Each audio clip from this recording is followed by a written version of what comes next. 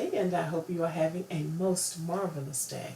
It is a beautiful Saturday afternoon in the South, although it's hot. It's always hot though this time of year, but it's really nice outside. And I really hope that we are beginning to see the end of this horrible pandemic that has crippled the world for the last 6 months. So we have to continue to send out as much positive energy as we can. Today's topic, as we continue to explore African American culture, is a sensitive one. But I believe it's a conversation that needs to be had. I think it's fair and I think it's timely. On the screen, you see two beautiful African actresses, one Kenyan, one Nigerian. They have received and gained tremendous success in the United States portraying characters of African American descent. We have a very poignant, a very comprehensive, but at times a very tragic and difficult history. I believe most of us take it very seriously. So when people come here to portray us or to step into our square, it is important for us to know if that person is a friend or foe.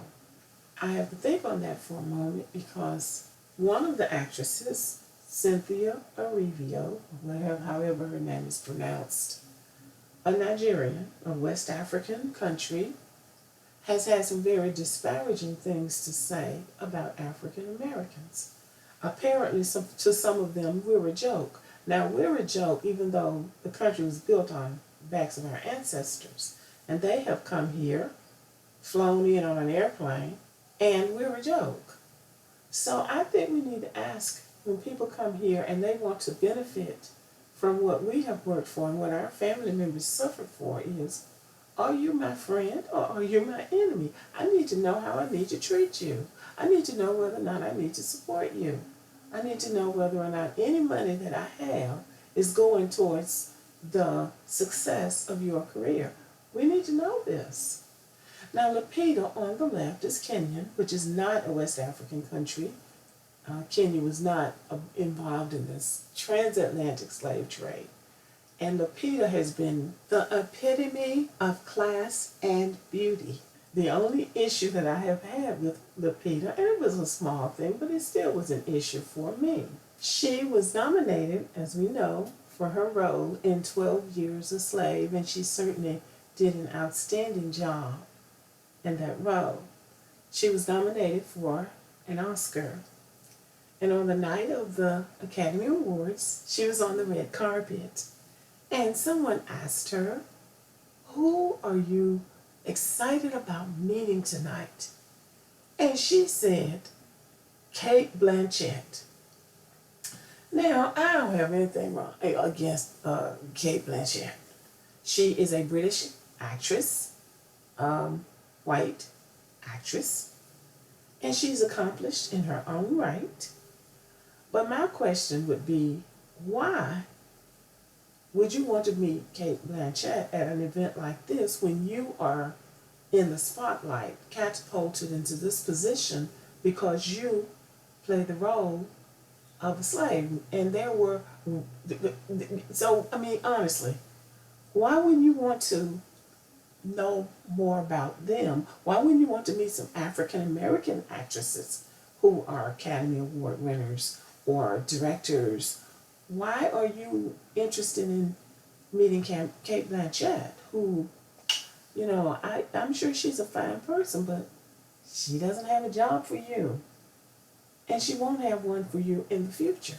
And in the future, you're going to want to play more African American roles, unless you're planning to play Barbara Streisand at some point. And okay, we're going to have a big laugh on that, right? That's the only problem that I really had with Lupita. She is beautiful, she's gracious, and I do just really adore her, but I did not particularly think that was the, wisest thing to say. I just didn't. Now, Cynthia Arivio is a different story. Number one, she's Nigerian, West African country, a slave trading country, and their has been some issues with them coming over here calling us names. And she has been in that particular group. So I don't have a problem saying that I'm going to put her in the foe category, even though she's been skinning and grinning and laughing and trying to make it seem like, oh, we're just going to dismiss that. We're not going to dismiss it. This is a serious issue. If we're going to be engaged in cultural exchange, then the respect has to be reciprocated. We're in our own country. You're coming here benefiting from our struggle. So we demand respect. Almost to a person, when I talk to African Americans about this issue, I will say that these immigrants, no matter where they come from, think they're better than we are. They don't treat white people like that, but they treat us like that. And one of the reasons is because we've been promoted to the world as the worst people on the face of the earth. We know that's a lie. We know what has been sacrificed. We know what has been suffered to put this empire in place. We actually built this civilization. The number one contributor to this so-called great civilization has been the work, the effort, and the sacrifice of our ancestors. And at some point, we have to stand our ground and tell people that. Who are you and why are you here? This is my homeland. So back to the subject at hand. When someone comes to this country with the attitude that we're going to be better than those African Americans, then that's a foe. That is an enemy. And we have to treat them like an enemy. If you go into somebody's business and they're disrespectful to you, fighting you, cussing at you, calling you names, and you keep going back, then that's on you. Because that person has already shown you who they are. And you shouldn't have to be convinced over and over and over again. That is a foe, an enemy. It is an honor for them to be able to come here and portray us in a movie. And if we have a problem with it, we need to say so. And we also need to address the industry that thinks it's better for somebody from another culture to come here and portray our people. We're here, and our actresses and actors are accomplished just like all the others. And we actually do not need these people. And this is something else that we need to make clear. You're not doing us a favor. Matter of fact, you're really infringing on our culture and what's ours. We don't need to be silent or shy about saying that. And while it is true that African Americans portray Africans in movies, Nelson Mandela, Steve Biko, Patrice Lumumba, even Idi Amin, they're doing that in America, not in Africa. And African Americans are not going to Africa throwing off and making fun of the people. Matter of fact, the African Americans that have been to Africa that I talk to come back excited about going and really talking about how wonderful the people are, and also just really disturbed by the poverty in Africa. And that's another thing that's really sort of surprising. They come over here with their noses in the air, and some of them come from some of the poorest countries in the world. And they want to come here and butt heads with us, as opposed to all of us working together to see how we can uplift each other. And this is not to say all of the Africans, because honestly there are some really wonderful Africans. But we do have to recognize the enemy. So Cynthia Erivo, and I think that's how her name is pronounced, has gotten a taste of what it's like to come up against the African American machine when it gets cranked up. It's like Twitter and everything else. Once African Americans go in, it becomes something very different and unpleasant.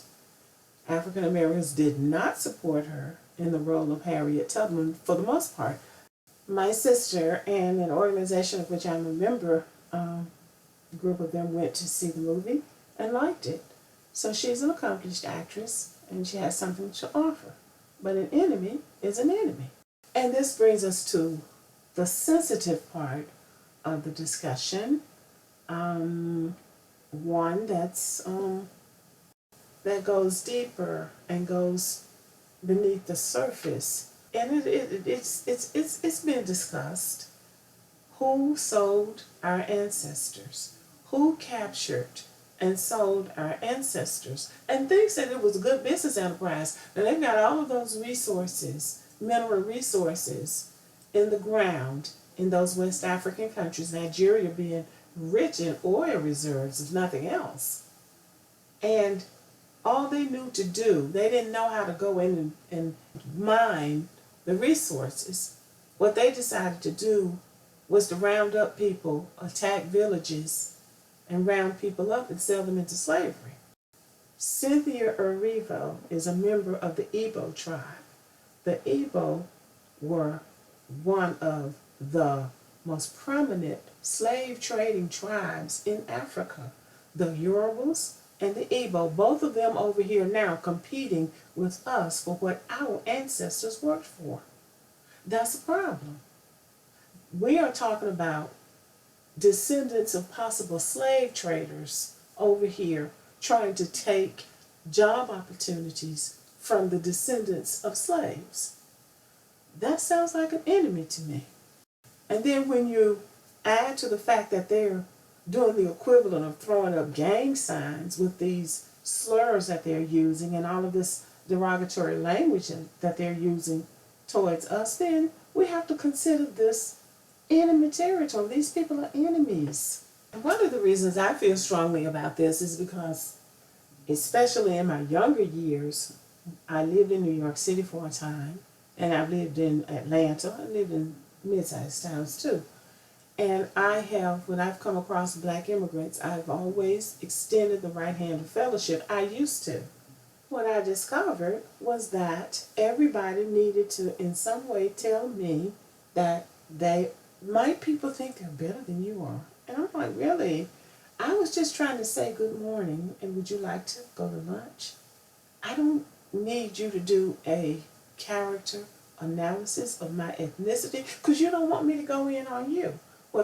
Because we have been very sort of reticent about going public with what we think about people. I think people think we don't think anything. They don't even know how black people can play the dozen on them. They don't even know how black people can come down on them and tell them something about themselves that they've never thought about. But we don't do that because we're taught that it's not good manners. But other people don't mind throwing their nasty manners around on us. So I'm just saying that we need to be able to recognize, as they say, you need to know game when you see it.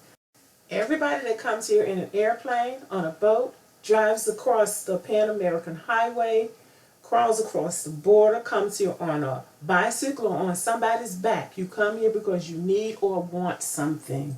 And by the fact that you need something that we have lets me know that you don't need to come here with an attitude. You need to come here with a spirit of humility. And you don't want to stay in your own homeland because it's what Donald Trump calls an SH hole. So you're coming here trying to fudge in on what we're doing.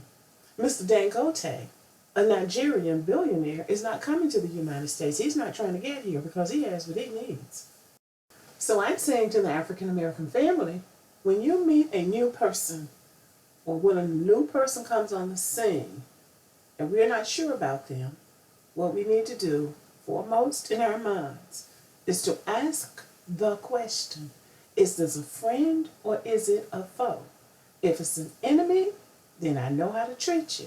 We have worked too hard and too much has been sacrificed and suffered for us to punk out and allow other people to make us feel that we're less than or that somehow we're victims. We're not. This is our country. To the African American family, let us remember that we've been here longer than anybody. The bones of our ancestors are buried here. The work that they left behind is still here for us to claim and appreciate. When someone new comes on the scene, or when we encounter a new person that's not of the African American family, first and foremost should be the question, is this a friend or foe? If it's a friend, an ally, we should embrace them. We have many friends and allies. If it's an enemy, that person should be treated like an enemy. They're not your friend and they're not going to become your friend. And you're only going to degrade yourself by fooling yourself. So let's not be afraid to say, no, this is not a friend of the African American family, and leave it at that. So that's all I have to say. Thank you for listening. Subscribe to my channel, comment, and give me a thumbs up. But most of all, have a wonderful day.